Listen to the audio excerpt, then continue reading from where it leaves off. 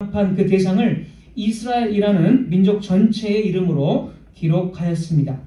바알 신전의 예배의식에 참여한 사람들의 규모가 어느 정도인지 정확히 알 수는 없지만 이런 표현은 본 사건이 이스라엘 민족 전체의 삶에 전체적으로 영향을 미쳤고 또한 민족 전체가 하나님 앞에 성결하지 못했다고 할 수 있을 정도로 광범위하였음을 보여주는 것입니다.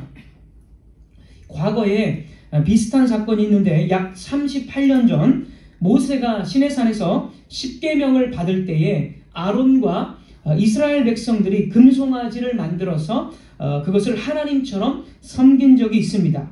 이때 하나님께서는 모세만을 남겨두고 이스라엘 백성 전체를 다 진멸하시겠다라고 말씀을 하셨습니다.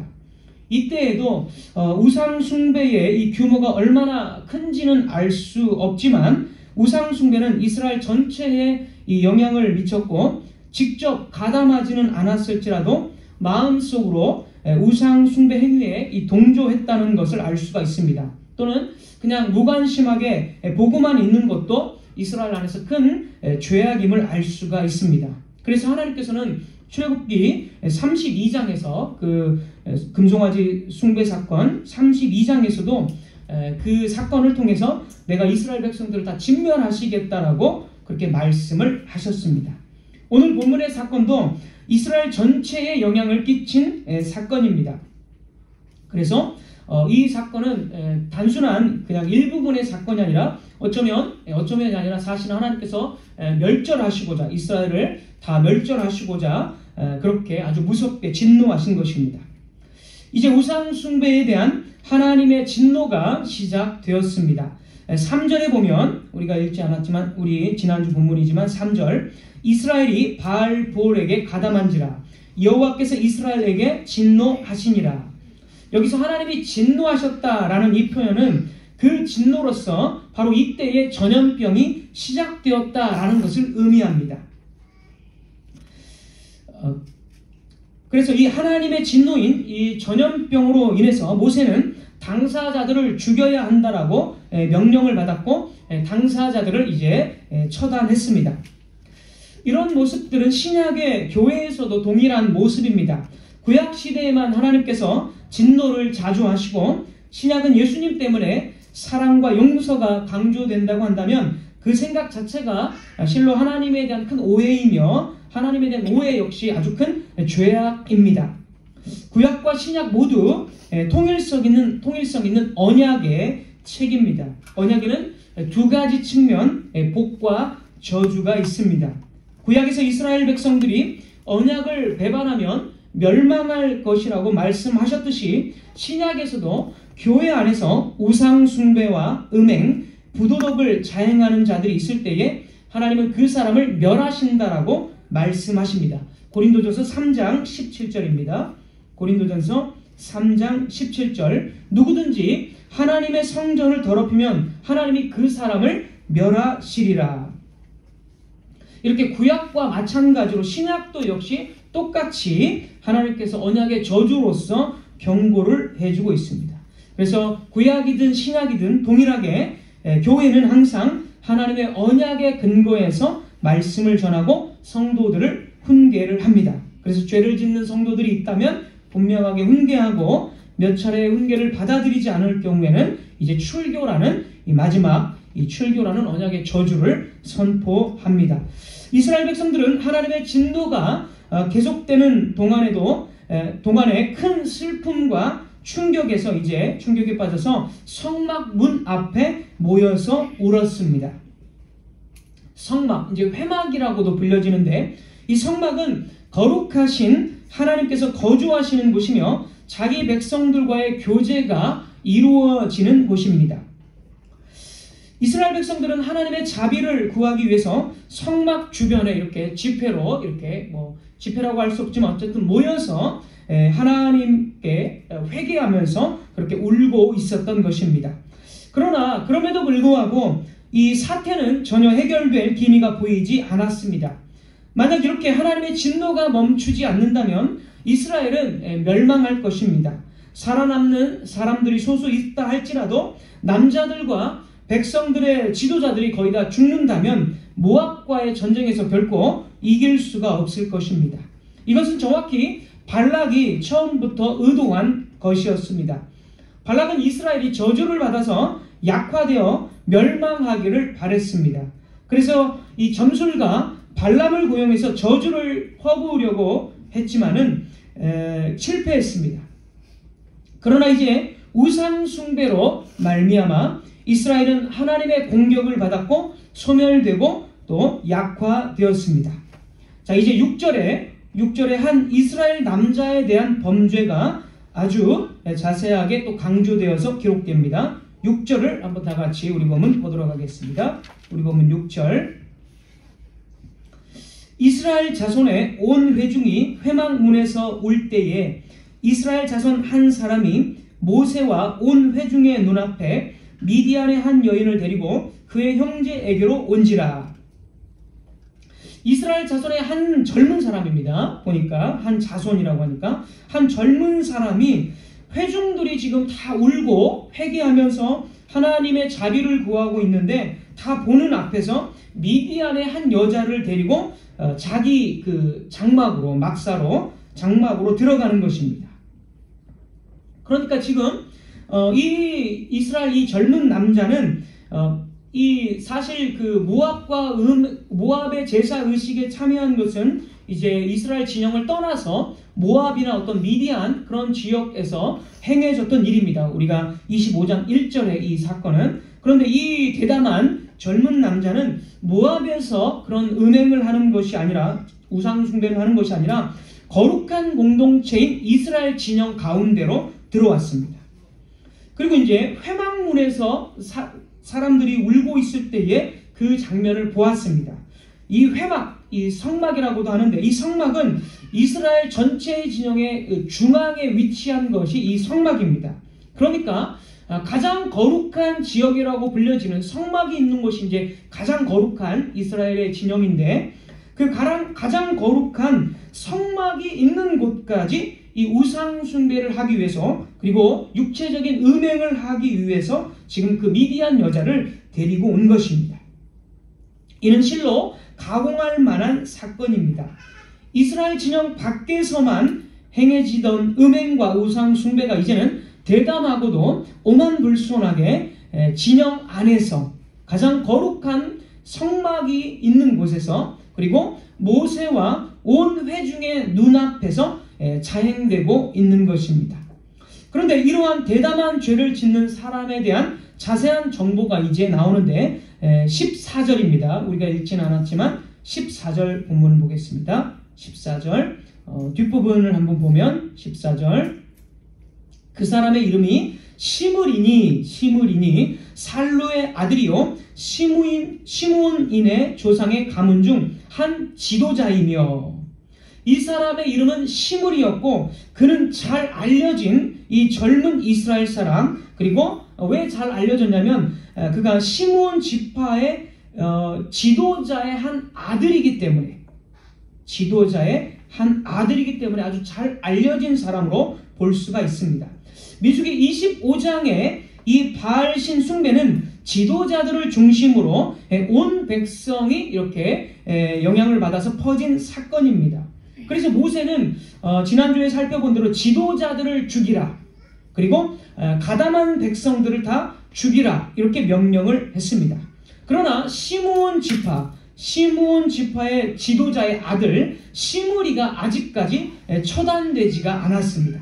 그는 더욱 담대하고 심각하게 하나님의 집인 이스라엘 진영, 하나님의 거룩한 공동체 안에 미디안 여자를 데리고 와서 육체적인 관계를 맺으려고 했습니다.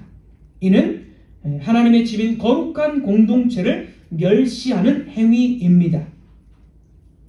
모세와 이스라엘 백성들은 이 일을 눈앞에서 보고도 너무 충격적이었는지 아무런 조치를 취하지 못했습니다.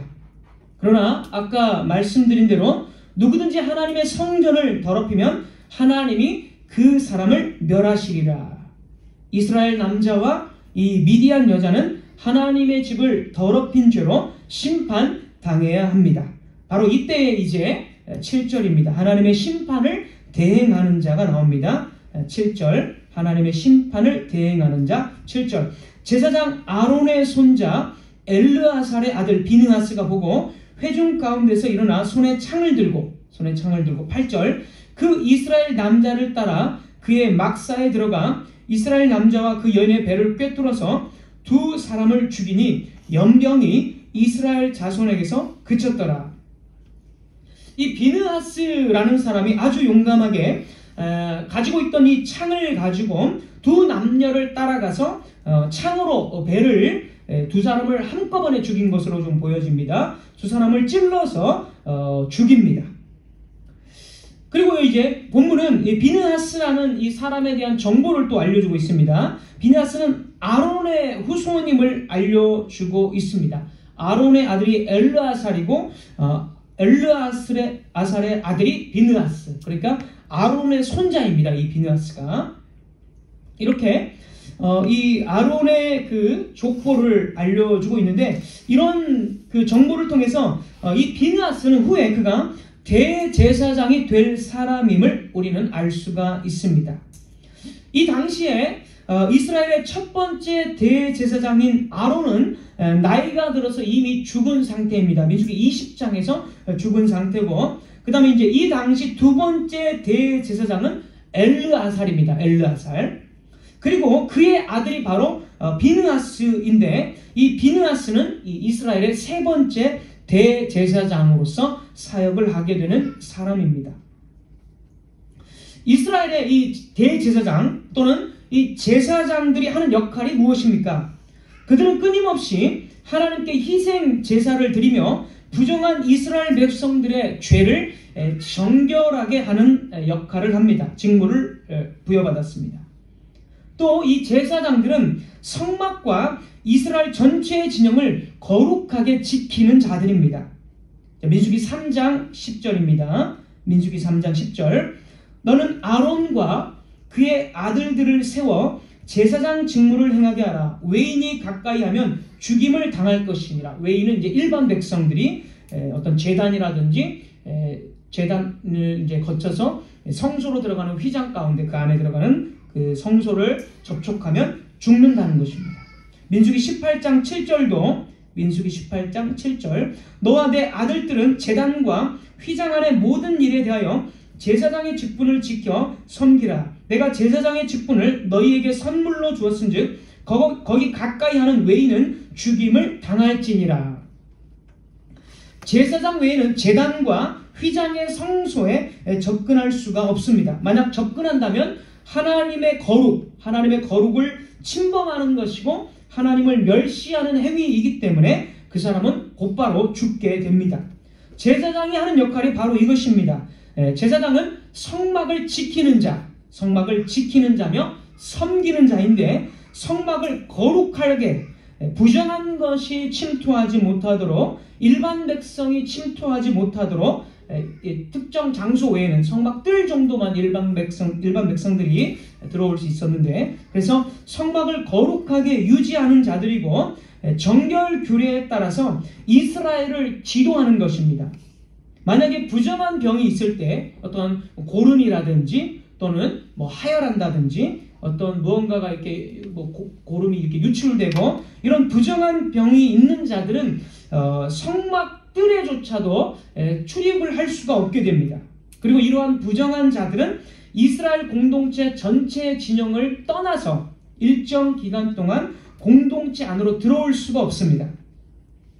왜냐하면 이스라엘 전체의 진영은 하나님의 집이고 하나님의 거룩한 처소고 성막은 특별히 하나님이 거주하시는 하나님의 임재의 처소이기 때문에 그래서 부정한 자가 침투할 수가 없습니다. 이것을 유지하고 지키는 자가 바로 이 제사장의 역할입니다. 이 비느하스는 이제 대제사장이 될 사람으로서 하나님의 공동체인 이스라엘 진영 안까지 그리고 성막의 근처까지 와서 은행을 하려는 이스라엘의 젊은 남자와 미디안 여자를 보았습니다. 그리고 그들의 장막으로 들어가서 창으로 그들을 찔러 죽였습니다. 그러자 이제 놀랍게도 이스라엘 진영의 이 전염병이 그쳤습니다. 하나님의 진노가 거두어진 것입니다.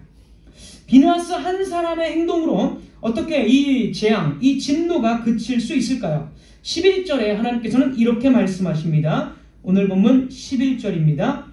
제사장 아론의 손자 엘르아살의 아들 비느하스가 내 질투심으로 질투하여 이스라엘 자손 중에서 내 노를 돌이켜서 내 질투심으로 그들을 소멸하지 않게 하였도다. 여기서 이제 질투라는 말이 4번이나 이 한 구절에 나옵니다. 그만큼 질투가 아주 중요한 단어입니다.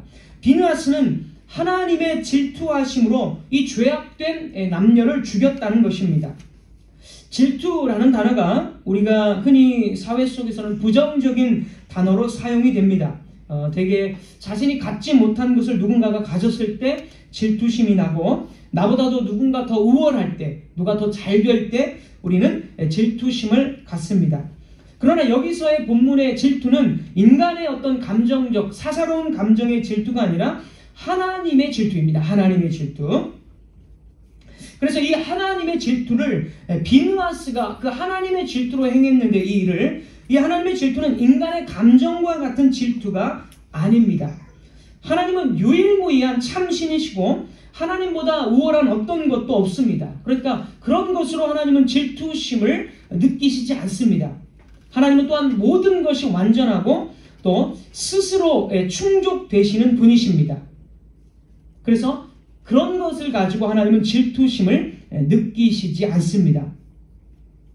이 질투라는 말의 원문의 의미는 열심 또는 불같은 열심 또는 불같은 열정이라는 뜻이 있습니다.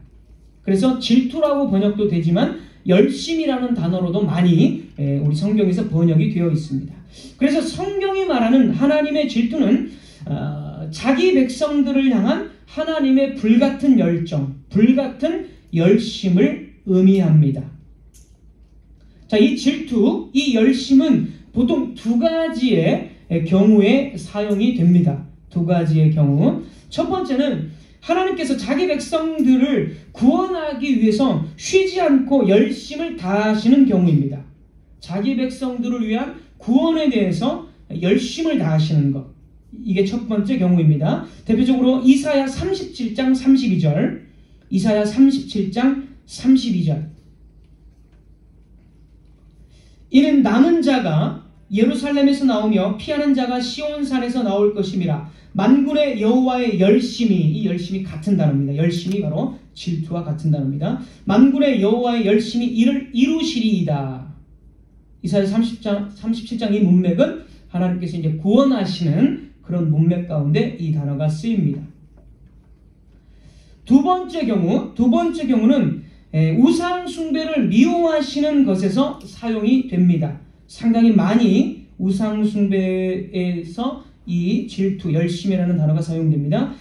대표적으로 출애굽기 20장 5절, 우리 십계명에서도 출애굽기 20장 5절, 그것들에게 절하지 말며 그것들을 섬기지 말라. 나 내 하나님 여호와는 질투하는 하나님인지. 우상 숭배와 관련해서 하나님은 질투하십니다. 출애굽기 32장 16절, 출애굽기 32장 16절, 그들이 다른 신으로 그의 질투를 일으키며 가증한 것으로 그의 진노를 격발하였도다. 우상 숭배할 때 하나님의 질투가 일어납니다. 따라서 이 하나님의 질투는 자기 백성을 구원하기 위한 하나님의 불같은 열심이거나 우상 숭배를 미워하심으로써 자기 백성을 이 거짓으로부터 보호하시고자 하는 열정입니다. 하나님께서 우상 숭배를 파괴시키는 열정을 가지고 있는데, 그 열정은 자기 백성을 거짓으로부터 보호하시기 위한 그 어떤 사랑, 열정입니다. 비느하스의 이 행동이 바로 이 하나님의 열심을 나타냈다는 것입니다. 엘리야가 갈멜산에서 이스라엘을 하나님께로 돌이키게 하려고 바알 선지자 450명과 대결하고 그들을 전부 다 죽였습니다. 엄청난 사륙이 일어났습니다. 그리고 난 뒤에 엘리야는 열왕기상 19장에서 이제 굉장히 지쳐서 이제 하나님께 호소하게 되는데, 그 호소를 할 때에 내가 하나님을 향해서 열심을 유별나게 했다, 유별나게 열심을 냈다, 이렇게 하나님께 호소합니다. 엘리야가 말한 이 열심이 오늘 본문의 그 단어입니다. 하나님의 백성들이 우상 숭배에 가담하지 않도록 450명의 바알 선지자들을 사륙하는 것이 바로 엘리야의 열심, 엘리야의 질투였습니다. 하나님의 질투심을 가지고 엘리야가 450명을 다 칼로 죽인 것입니다. 하나님의 사람들이 하나님의 열심, 질투심에 사로잡힌 행동을 종종 하는데, 이 행동은 하나님의 마음과 같아져서 하나님의 구원의 행동을 대신하거나 죄와 우상 숭배의 요소를 제거함으로써 하나님의 백성들이 죄에 가담하지 않도록 하는 그런 행동에 사용이 됩니다. 오늘 본문의 비느하스의 이 행동은 개인적인 분노나 복수가 아니라 이스라엘을 구원하시는 하나님의 열심을 나타내는 행동입니다. 거룩한 공동체 안에 침투한 죄의 요소를 완전히 제거함으로써 전염병이 그치게 되었는데, 이는 멸망할 위기에 처한 이스라엘을 구원해낸 행동이 됩니다. 우상 숭배를 제거하고 멸망의 위기에 있는 이스라엘을 구원해낸 그러한 행동입니다. 그리고 이제 하나님께서는 비느하스의 그 의로운 행동을 이제 칭찬하시면서 그 의에 대한 보상을 주십니다. 우리 본문 12절, 13절 보겠습니다. 우리 본문 12절, 13절. 12절. 그러므로 말하라. 내가 그에게 내 평화의 언약을 주리니. 13절. 그와 그의 후손에게 영원한 제사장 직분의 언약이라. 평화의 언약을 주셨는데, 이 12절에 언급된 평화의 언약은 13절에서 설명이 됩니다. 13절에 설명된 이 제사장 직분을 영원히 주겠다는, 제사장 직분을 영원히 감당하게 하겠다는 그 언약입니다. 그래서 이 비느하스의 후손이 영원히 제사장의 직분을 얻는다는 것입니다. 제사장의 직분을 왜 평화의 언약으로 부르고 있는가? 그것은 비느하스로 인해서 이스라엘 백성들이 하나님과 원수 관계된 것을 청산하고 다시 평화를 얻었기 때문입니다. 제사장들의 직무가 하나님의 백성들과 하나님 사이를 중재하고 화목하게 평화하게 하는 직분입니다. 그것이 제사장의 직무입니다. 따라서 이 제사장 언약은 이 하나님의 백성들과 하나님과의 관계를 평화롭게 하기 때문에 평화의 언약이라고 불려집니다. 그리고 이제 또 한 가지 마지막으로 주목할 만한 표현이 나오는데, 비느하스의 이 행동이 이스라엘을 속죄했다는 것입니다. 13절 뒷부분 보도록 하겠습니다. 13절 뒷부분. 그가 그의 하나님을 위하여 질투하여 이스라엘 자손을 속죄하였음이니라. 속죄라는 말은 죄를 가리웠다 또는 죄를 덮었다라는 뜻입니다. 비느하스의 이 행동이 이스라엘의 그 우상 숭배의 그 죄를 덮고 가리워져서 하나님께 용서를 받게 했다라는 것입니다. 어떻게 비느하스 한 사람의 행동이 이스라엘에 임한 전염병을, 그 진노를 그치게 하고 이스라엘의 그 우상 숭배의 이 죄를 덮을 수가 있습니까? 하나님께서 이 본문을 통해서 우리에게 무엇을 말씀하시고자 하시는 것입니까? 비느하스의 이 행동은 오실 주 예수님의 사역을 상징하는 것입니다. 대제사장이 될 비느하스의 하나님을 향한 열심은 성막을 거룩하게 지키는 일에 헌신하게 했고, 이스라엘 공동체 안에 죄가 들어오지 못하도록 죄를 즉시 제거했습니다. 이와 같이 주 예수님께서도 영원한 대제사장으로서 세움을 받고 하나님의 일을 맡았습니다. 히브리서, 대표적으로 히브리서 5장 5절을 제가 읽겠습니다. 히브리서 5장 5절. 이와 같이 그리스도께서 대제사장 되심도. 히브리서 5장 이어지는 6절도 6절. 내가 영원히 멜기세덱의 반차를 따르는 제사장이라 하셨으니. 주 예수님께서는 위대한 대제사장으로, 영원한 대제사장으로 세움을 받으셨고, 그 대제사장의 직무를 지상의 사역에서도 행하셨습니다. 주 예수님은 주님의 집, 하나님의 집에 대한 열심으로 사로잡히셔서 성전의 모든 상인들을 내쫓으셨습니다. 그리고 성전에 대한 이 열심 때문에 오히려 자신의 죽음을 더 빨리 재촉하게 되었다라고 기록됩니다. 요한복음 2장 16절 17절입니다. 요한복음 2장 16절 17절. 비둘기 파는 사람들에게 이르시되 이것을 여기서 가져가라. 내 아버지의 집으로 장사하는 집을 만들지 말라 하시니 제자들이 성경 말씀에 주의 전을 사모하는 열심이 나를 삼키리라 한 것을 기억하더라. 성전의 이 장사치들을 다 쫓아내셨습니다. 그로 인해서 그 주의 전을 거룩하게 지키는 그 열심 때문에 사람들이 예수님을 더 미워해서 자신의 죽음을 예수님이 재촉했다라는 것입니다. 또한 위대하신 이 대제사장이신 예수님께서는 하나님의 백성들에 대한 거룩에 대한 열심에 사로잡히셨습니다. 그래서 십자가에서 당신 자신의 피를 흘리심으로써 하나님의 백성들의 죄를 다 가리우시고 덮어주셨습니다. 따라서 비느하스의 이 열심은 대제사장이신 주 예수 그리스도의 열심을 예표하고 지시하는 것이었습니다. 지옥에 사로잡힌 발람은 이스라엘 백성들을 유인하여 어떻게 하나님의 진노를 당하게 할 것인가에 대한 교활한 꾀를 제시했습니다. 그리고 발람은 성공했습니다. 이스라엘 백성들이 발람의 꾀에 넘어가 우상 숭배를 함으로 그들은 하나님과 원수가 되었습니다. 지옥과 사탄이 얼마나 기뻐했을까요?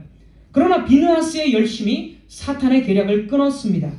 비느하스의 의로운 행동은 이스라엘 백성들에게 임한 하나님의 진노를 멈추게 했습니다. 다시 평화하게 했습니다. 이와 같이 하나님의 진노에 대한 유일한 해결책은 주 예수 그리스도이십니다.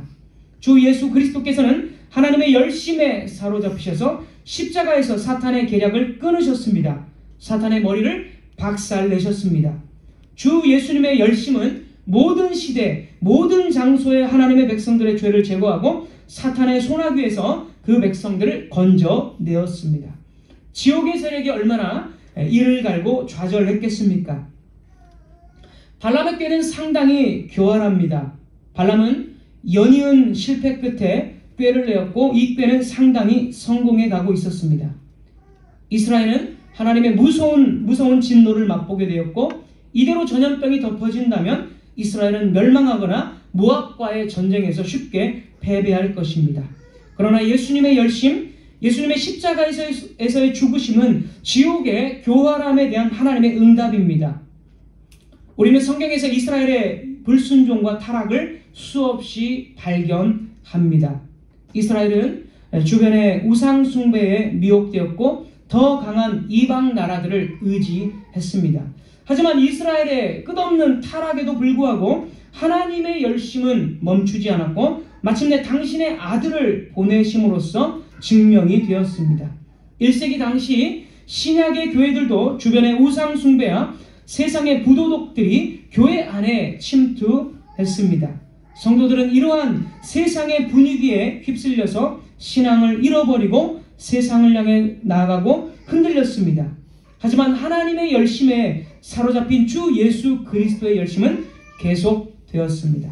주님은 자신의 사도들을 성령으로 충만하게 하셨고 그들로 하여금 자신의 열심을 대행하게 하셨습니다. 고린도후서 11장 2절입니다. 고린도후서 11장 2절. 내가 하나님의 열심으로 너희를 위하여 열심을 내노니 내가 너희를 정결한 처녀로 한 남편인 그리스도께 드리려고 중매함이로다. 바울 사도는 주 예수님의 열심에 사로잡혀서 교회 안에 침투한 우상 숭배와 부도덕을 추방하고 성도들이 참 하나님이신 그리스도께 드려지도록 열심으로 사역했습니다. 그리고 이제 AD 70년이 지났고 그 이후에 살고 있는, 그러니까 완전한 새 언약의 시대에 살고 있는 우리의 상황, 오늘날의 상황이 되었습니다. 오늘날의 우리의 상황은 어떻습니까? 주 예수님의 열심은 여전히 계속된다고 말할 수 있겠습니까? 주 예수님께서는 당신의 교회를 위해서 여전히 열심을 다해 사역하고 계십니까? 사랑하는 성도 여러분, 주님은 변하지 않으셨습니다. 주님께서는 우리를 위한 지상의 사역을 다 마치시고 하늘로 올라가셨습니다. 이제는 거기서 우리를 위해 섬기는 대제사장으로서 우리를 위해 변호하시고 성부 하나님께 중보하시며 우리의 믿음을 북돋고 자라나게 하시기 위해서 만나, 즉 당신의 말씀을 내려 주십니다. 주님께서는 지금도 살아계셔서 하늘 보좌에서 당신의 교회를 위해서 통치하시고 우리를 위해서 간구하신다라고 말씀하십니다. 나는 어떻게 되겠는가? 고난과 유혹을 이기고 끝까지 승리하게 될 것인가? 성도가 끝까지 인내하며 고난과 유혹들을 이겨낼 것이라고 어떻게 장담할 수 있겠습니까? 대답은 주 예수 그리스도께서 지금도 변하지 않으셨다라는 사실입니다. 다시 말해서 성도는 예수님이 하늘에 계신 것이 확실한 만큼 자신도 거기에 있을 것이라는 사실을 확신할 수 있습니다. 성도가 모든 유혹과 핍박에 직면하여 오래 참을 수 있는 이유는 예수님께서 성도의 구원에 필요한 모든 일들을 이미 다 행하셨고 그분은 영원한 대제사장으로서 하늘에서도 우리들을 위해 지금도 열심을 다하신다는 사실입니다. 기독교는 다른 모든 종교 및 이 세상에 있는 다른 모든 삶의 해결책과 근본적으로 차이가 있습니다. 다른 철학이나 종교는 모두 한 가지의 공통점이 있습니다. 그것들은 인간의 성취나 공로, 인간의 능력을 계속 장려하고 인간 스스로 모든 것을 해결할 수 있다라고 장려하고 자극한다는 것입니다.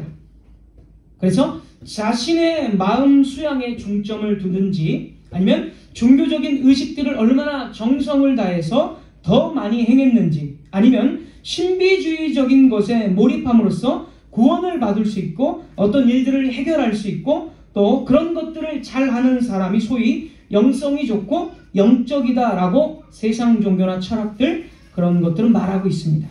이런 것들과 기독교를 분명하게 구별하는 것이 무엇입니까? 바로 우리의 영원한 대제사장으로서 살아계신 주 예수 그리스도이십니다.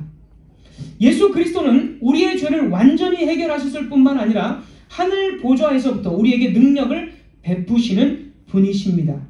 그러므로 우리에게 가장 중요한 것은 우리가 행하는 일이 아니라 우리가 발휘한다고 생각하는 영적인 능력이 아니라 살아계셔서 우리의 대제사장으로서 영원히 섬기시는 예수 그리스도의 완전한 사역, 바로 그분의 열심입니다. 예수 그리스도께서 지금도 열심을 다하고 계심으로 말미암아 여러분이 믿음을 유지하는 것은 물론 풍성한 열매를 맺는 데 필요한 모든 것들을 은혜로 공급하신다는 것입니다. 이 사실을 여러분이 믿는다면 여러분의 삶 전체가 바뀔 것입니다. 여러분의 삶 전체가 스스로 구원을 노력하는 것이 아니라 스스로 여러분들이 삶의 모든 문제를 스스로 해결하는 것이 아니라 주 예수 그리스도께서 필요한 모든 것들을 공급하신다는 이 사실을 믿는다면 여러분이 고민하고 있는 모든 문제들, 삶의 모든 해결책은 거기서 다 나오는 것입니다. 저와 여러분이 하늘에서 여전히 우리를 위해서 은혜를 공급해 주시고 당신의 말씀을 우리에게 주시는 예수 그리스도를 의지한다면 저와 여러분은 성취 신앙의 굴레에서 자신의 능력을 의지하는 데에서 사람을 의지하는 데에서 그리고 사람들에게 좋은 평판을 얻어야 한다는 굴레로부터 벗어날 수 있을 것입니다. 세상이 빠르게 변화하고 있습니다. 가정과 사회와 인간관계 속에서 우리는 갈등과 불안함을 가지고 있습니다. 그러나 이 모든 불안과 갈등과 이 모든 미래에 대한 염려 속에서 진정한 평화를 맛볼 수 있는 그 힘은 나에게서 나오는 것이 아니라 내가 무언가를 많이 준비하고 나에게 있는 해결책이 아니라 하늘에 계신 주 예수 그리스도로부터 오는 것이다라는 이 사실을 저와 여러분 굳게 믿어야 합니다.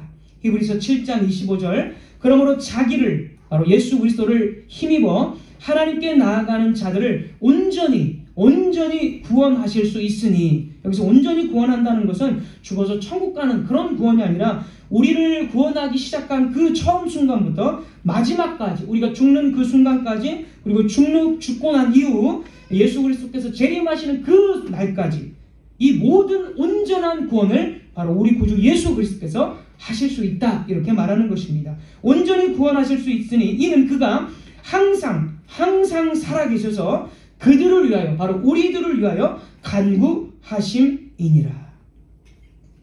사랑하는 성도 여러분, 주 예수님께서는 지금도 당신의 교회를 위해서 그리고 여러분을 위해서 열심을 다하십니다. 이는 우리에게 언제나 기쁨을 가져다 줍니다.